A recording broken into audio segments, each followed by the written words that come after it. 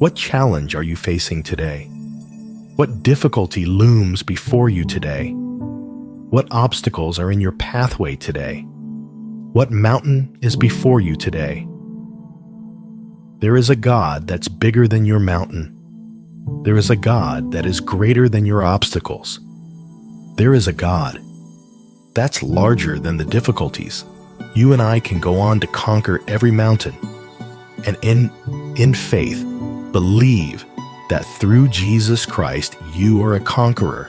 Maybe you're facing a challenge today. That seems impossible to you. Maybe it's bigger than you can handle. But I want to remind you, we serve a big God. Nothing is too difficult for him. Maybe you've made God too small. He is bigger than your challenge.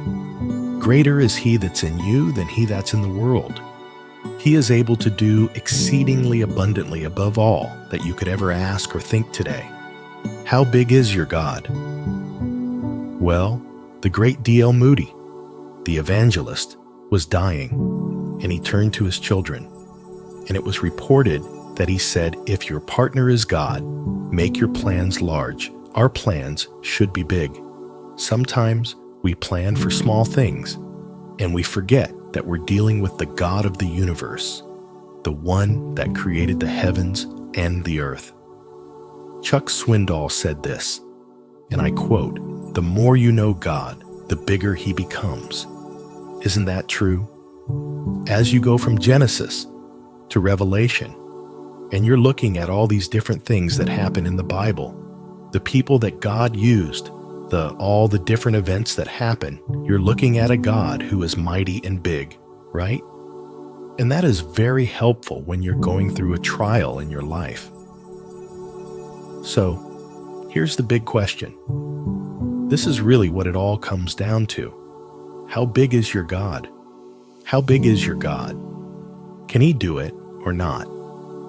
Whatever your issue is, whatever your problem is, whatever your concern is, whatever is threatening your life, whatever is threatening your home, your family, your marriage, your children, your livelihood, whatever you're facing, is God big enough? God has some supernatural solutions he'd like to introduce you to. God has some other answers for you if you and I would have the faith to trust him, to lay those things at his feet and say, Lord, I can't do this, but you can. I can't solve this, but you can. I can't make this better. I can't heal this. I can't restore this, but you can. And I'm going to put my trust in you. See, the how-to is none of your business. You keep getting in the way of the blessing because you all up in the how-to part of it. Show me the scripture where he tells you to figure out how to do anything. He doesn't ask you to how to nothing. You just need the word.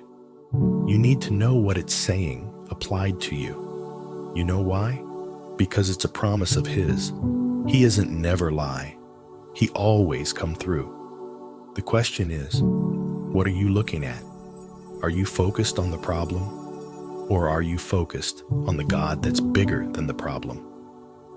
If you focus on the problems, you are going to tremble in fear rather than move forward in faith.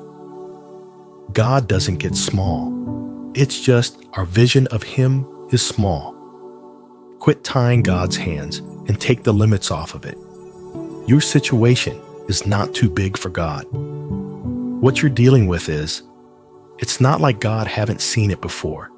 He's done it before he can do it again.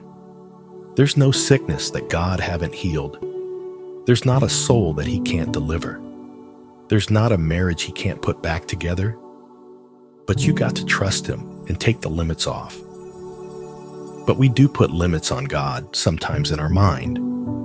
We have a version of what God is capable of. We have a version of what God is like. We have a version of what Jesus is like.